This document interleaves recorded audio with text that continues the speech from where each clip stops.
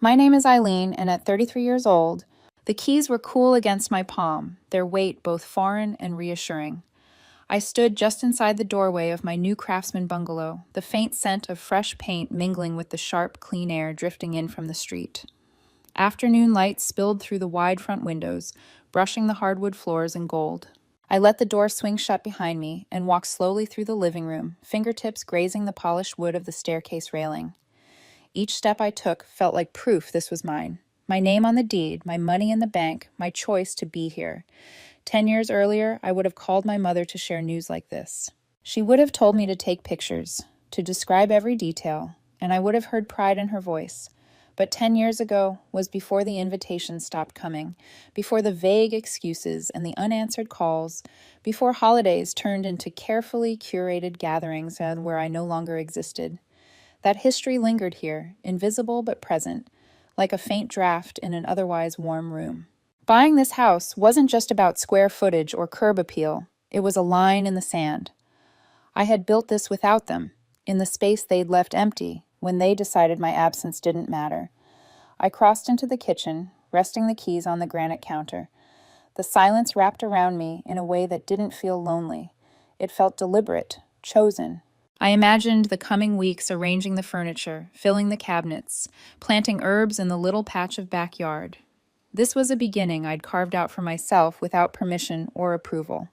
What I didn't imagine, what I couldn't fully prepare for, was how quickly they would find a way to invade it. There was a time when I was the one who made our family gatherings happen. Thanksgiving menus, Christmas decor, even the silly 4th of July games. Weaving everyone's preferences into something that felt effortless was my specialty. I called weeks ahead to coordinate, made lists, and made sure everyone's favorite dish was on the table. Back then it felt like we were a unit. The change was slow, so subtle, I didn't notice at first. One Thanksgiving, Lenora told me they were keeping it simple that year, just a few people. The next Christmas, my calls about the dinner time went unanswered until the day after. Soon, every holiday came with vague responses. We're not sure of the plans yet, or it might just be small this time. Eventually, there were no calls at all. Lenora, my mother, had always cared most about appearances. Her version of family was polished and flattering, something you could show off without blemish.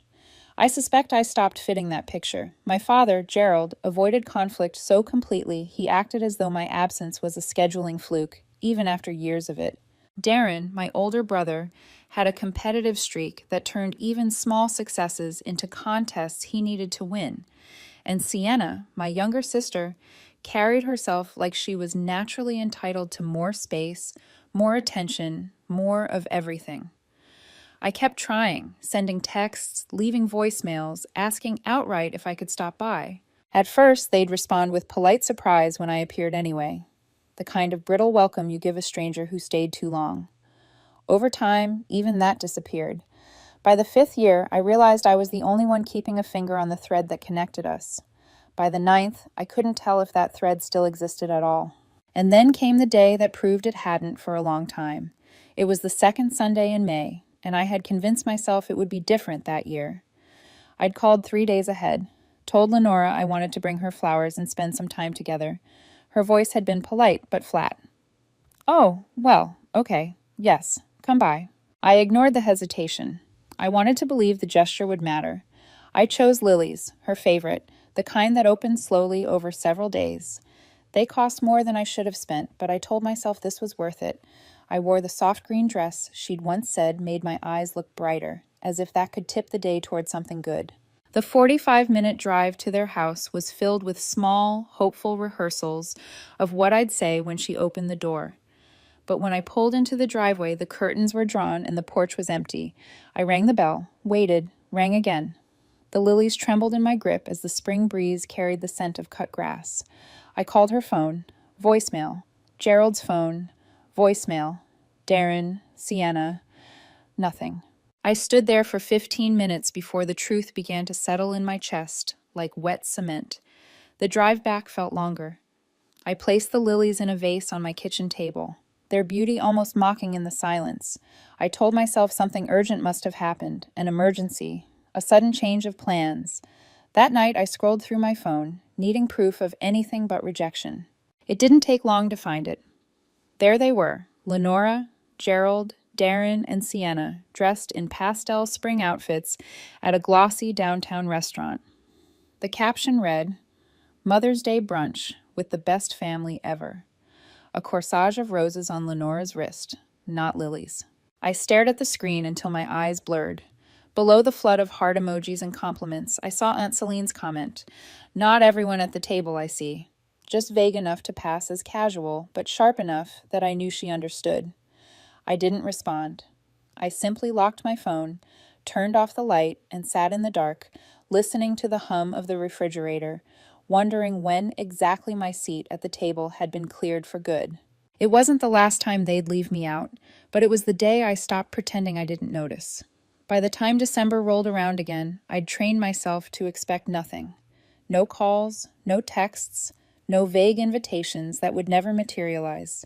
But habits die hard. And that night, after a long day at work, I found myself scrolling through social media before bed. Sienna's post stopped me cold. A perfect Christmas tableau. Lenora and Gerald by the fireplace. Darren's kids in matching plaid pajamas. Sienna front and center holding a delicate gold bracelet toward the camera. The caption read, "Best Christmas ever with the fam. So grateful for these people." I stared at those words until the screen dimmed in my hand.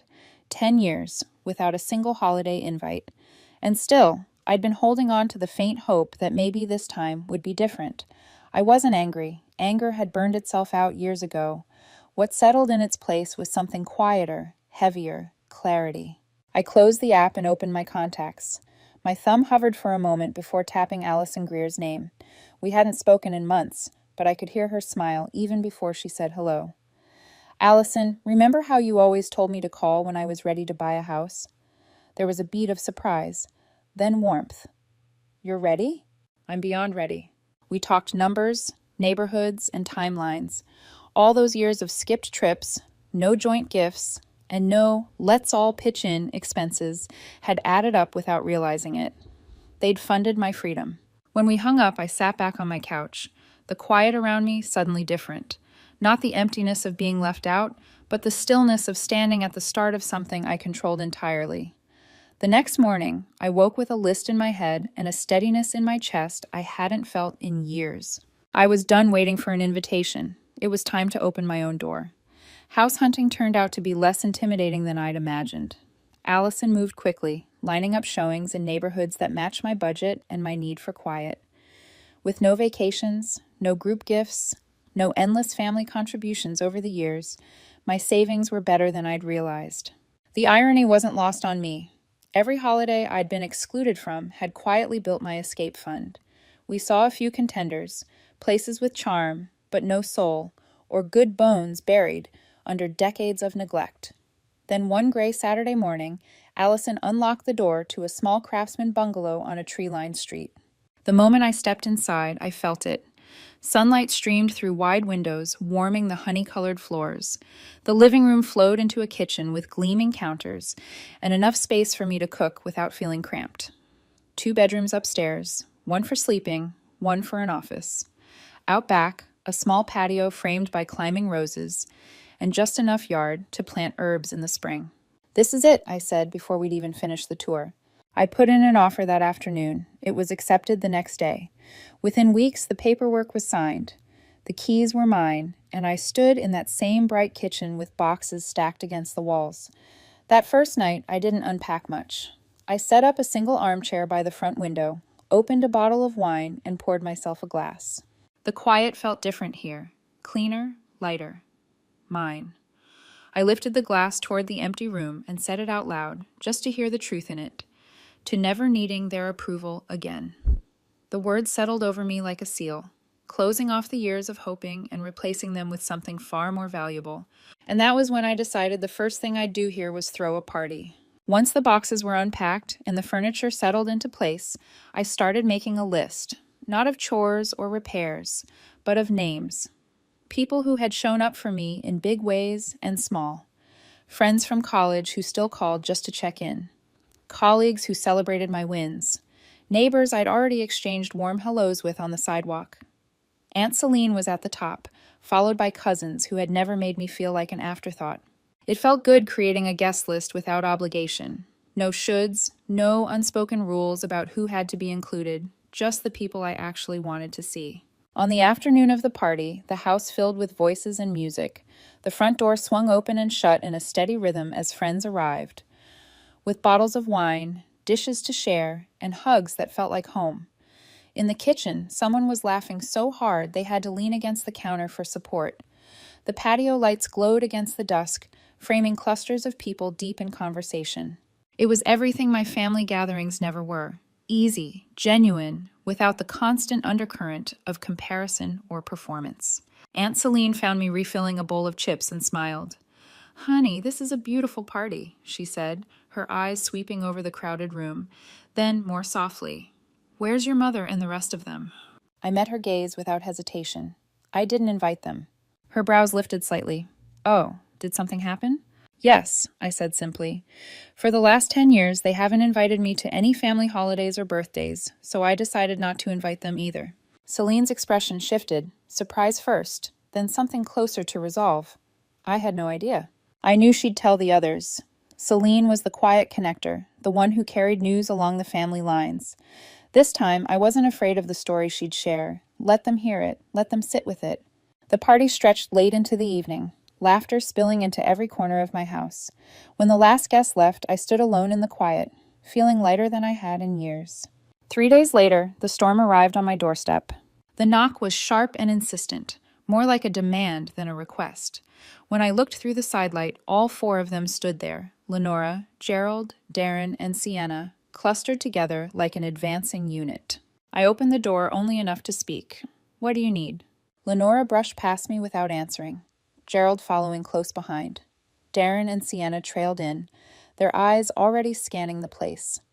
It was as if my home were a crime scene they'd been called to investigate. "Nice kitchen," Darren said, running a hand along the counter in a way that felt less like a compliment and more like an audit. Sienna wandered the living room, picking up a small ceramic vase, turning it over, setting it down with a faint smirk. "Looks comfortable," she said. The pause waited. Lenora positioned herself in the center of the room, hands clasped like she was presiding over a hearing. "How could you do this to us? Eileen, do you have any idea what you've done? Celine has been calling nonstop, and now everyone's asking why we treat you differently. They're acting like we made you an outsider." I leaned against the doorway to the hall, keeping my voice even. "Why haven't you invited me to a family gathering in 10 years? Silence. Gerald shifted uncomfortably, eyes on the floor. Lenora opened her mouth, then closed it again. "You don't even know where I work, do you?" I asked. More silence. They glanced at each other, but no one answered. "I've been in a senior role at my company for years. If you cared, you'd know that, but you never asked." Lenora's lips thinned. "Well, you never told us." I stepped toward the door and opened it wide. "Time for you to leave. I've already done more for you than you ever did for me. At least I'm letting you walk out with dignity instead of leaving you on a porch with flowers on Mother's Day." Lenora's face flushed, and for once she didn't have a comeback. One by one they filed out, their indignation trailing behind them into the cold air. The quiet that followed was short-lived. A week later, Lenora came back alone. The knock was softer this time. Through the glass, I saw only Lenora. She stood alone on the porch, her shoulders drawn in, the wind tugging at the hem of her coat. When I opened the door, her voice was careful. "Eileen, please, can we talk?" I let her in, keeping my distance as she stepped into the living room. "I know we haven't been good to you," she began, her tone edged with something that almost sounded like humility. "I want to make it right. My birthday is coming up next week, and I'm planning a small dinner, just family. I'd like you to be there." The words landed heavier than I expected. Part of me wanted to shut it down immediately, but another part, one I thought I'd buried, still wanted to believe her. Against my better judgment, I agreed. Over the next few days, I found myself searching for the right gift. I settled on a silk scarf in a deep teal with delicate silver threads woven through. Elegant but understated, the kind of thing she could wear without feeling self-conscious. It cost more than I planned, but I told myself it was worth the gesture. 3 days before the dinner, Aunt Celine called. "I just talked to your mom," she said, cheer in her voice. "She told me the good news. You're coming to her birthday party." "Party?" I asked, my grip tightening on the phone. "Oh, yes. She's invited everyone. All the aunts, uncles, cousins. She says she wants to prove to everyone the family's back together." I sat in silence for a beat, the realization clicking into place. This wasn't about reconciliation, it was about optics. My presence was just another prop in her performance of perfection. That night, I folded the scarf back into its box and set it by the door, not to take with me, but to return on the night of Lenora's party. I made myself dinner and stayed off my phone. The sky outside turned from pink to deep blue, and I imagined the hum of conversation filling some rented hall or a too-bright dining room around 7. My phone lit up with Aunt Celine's name. I answered. "Eileen, where are you?" she asked. "Everyone's wondering," then muffled, "Put her on speaker." A shift in the background told me my voice was now in the room with all of them. I took a breath. "I want you all to know that when my mother invited me tonight, she told me it would be a small dinner, just immediate family. She didn't mention it was a party. She didn't mention she'd invited all of you." A ripple of murmurs moved through the line. "For 10 years, I haven't been invited to a single holiday or birthday, not once. And now she wants to pretend we're close, so you'll all think everything's fine. It's not. So I won't be coming tonight, and I won't pretend anymore." I ended the call before anyone could respond. The next day, Celine stopped by over coffee. She described the aftermath. "You could have heard a pin drop. Then people started asking questions. Why you weren't at Christmas. Why you missed Thanksgiving. Your mom said you were always busy with work. Valerie asked where you worked. Nobody could answer. By the time the cake came out, most of the chairs were empty." I didn't feel triumphant. What I felt was steadiness, a weight lifted that I hadn't realized I was still carrying. The silence from my family lasted only a few days before they tried again. In the weeks that followed, I heard from Celine that a few relatives had quietly started distancing themselves from Lenora and Gerald. Some stopped answering their calls. Others made polite excuses to avoid gatherings. It wasn't my doing. It was theirs. The calls and emails from my immediate family came in waves at first, then in drips. I didn't respond. I'd already said what needed saying, and repeating it wouldn't change who they were. Instead, I turned my focus to the life I was building. Work was thriving. I landed a new client that challenged me in the best ways. I deepened the friendships that had stood the test of absence, people who showed up without keeping score. And almost unexpectedly, I started seeing Adrian, a quiet, sharp-witted man from my book club who listened more than he spoke and remembered small details, like how I take my coffee. When September came, so did my birthday. For the first time in years, I didn't brace for disappointment. I hosted a dinner on the patio. String lights overhead, good wine on the table, laughter spilling into the cool night. The people there weren't related to me by blood, but they had shown up for me over and over again. As I blew out the candles, I realized I didn't feel the hollow ache I used to. The absence of my family didn't feel like a wound anymore. It felt like space I'd filled with people who valued me without conditions. My life wasn't perfect, but it was honest, and it was mine. I looked around the table at the faces lit by the glow of the lights and thought, I got the better deal.